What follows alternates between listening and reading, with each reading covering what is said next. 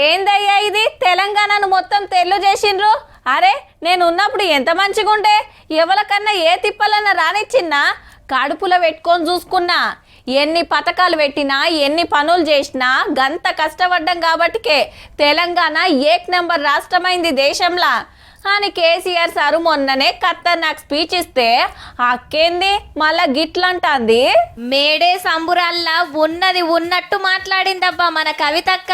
భౌగోళిక తెలంగాణ మనం తెచ్చుకున్నాం, ఇంకా కూడా సకల జనులకు సబ్బండ వర్గాలకు న్యాయం జరిగేటటువంటి సామాజిక తెలంగాణ మనం సాధించుకోలేకపోయినాం. అంటే తెలంగాణ రాష్ట్రం వచ్చింది కానీ అందరం సమానంగా బతికే తెలంగాణ, గరీబులకు న్యాయం జరిగే తెలంగాణ రాలేదని ఒప్పుకుందన్నట్టు.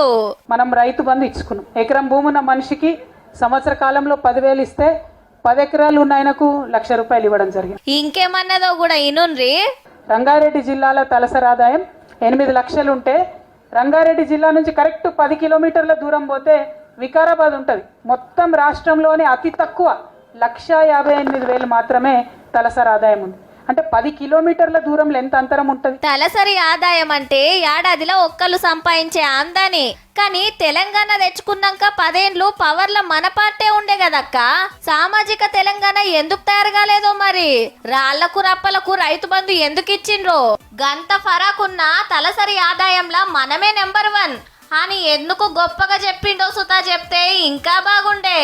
మొన్ననే వరంగల్లో బాపు అంత పెద్ద మీటింగ్ పెట్టి మా ఎలువడిలా అందరికీ అన్ని చేసినాం, పబ్లిక్ ఆమ్దాని మస్తు పెంచినాం అని సాటింపేసుకుంటే నువ్వేందక్క మొత్తం ఉల్టా అనబడితివి.